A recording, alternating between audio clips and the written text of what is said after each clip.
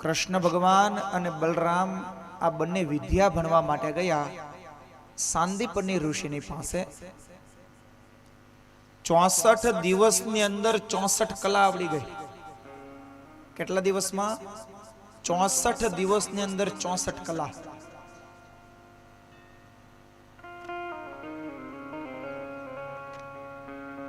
ખાલી હાર્મોનિયમ કે પેટી શીખતા ઘણા બધા વર્ષો વયા જાય।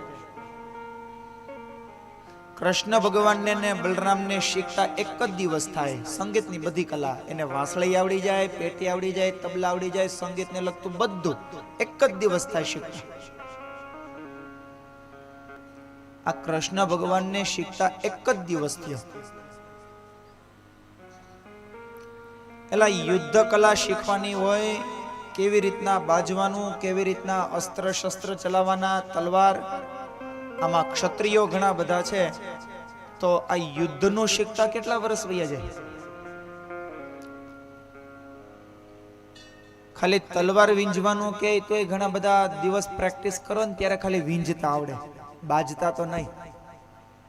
અને બાજવાનું કીધું કેટલા બધા વર્ષ વયા જાય।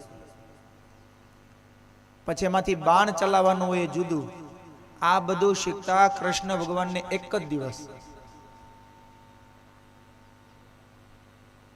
મહારાજ આવી 64 વિદ્યાઓ, એને તમે કયો સારું ભાષણ કરવાનું છે, કેવી રીતના રસ અને છંદનો ઉપયોગ કરાય, આ બધું એમને શીખતા એક જ દિવસ થાય।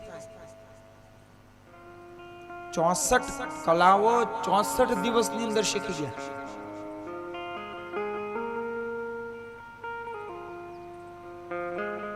ચાલો ભગવાન, એ તો ભગવાન હતા કે 64 દિવસની અંદર બધી કલાઓ શીખી ગયા, પણ એના ગુરુ સાંદીપની કેવા મહાન હશે કે એ 64 દિવસની અંદર પ્રોપર એવું શીખવાડી શકે કે સામેવાળાને તરત આવડી જાય।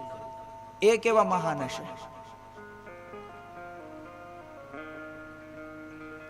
કહે છે જેમ તપ કરે એમ માણસની બુદ્ધિ વધે। જેટલું બને એટલું તમે તપ કરો, તપ કરવાથી તમારી યાદ શક્તિ ખૂબ પાવર વાળી બને। તમે જેટલું ધ્યાન કરો એનાથી તમારી યાદ શક્તિ પાવર વાળી બને। તમે જેટલા ઓમકારના મંત્રના જપ કરો એટલી યાદ શક્તિ, બુદ્ધિ શક્તિ એમ પાવર વાળી થતી જાય। સામેવાળાને એવું લાગે કે દાદા દિવસે દિવસે ઘરડા થતા જાય, પણ અંદરથી પેલાને ખબર હોય કે મને પેલા કરતા હવે વધારે યાદ રહે। પણ આપણે ન કોઈ મંત્રના જપ કરીએ, ન ભ્રામરી પ્રાણાયામ કરીએ, ન તપ કરીએ, અરે ત્યાં સુધી કથામાં 2 કલાક બેસવાનું હોય તોય બરાબર ન બેસાય। જપ અને માળાને મંત્ર કરવાનું કીધું હોય એ તો 2-3 ગાઉનું છેટું થઈ જાય આપણાથી। મહારાજ એ બધા તપસ્વી લોકો હતા, એ બધા જપ તપ યજ્ઞ કરવા વાળા હતા।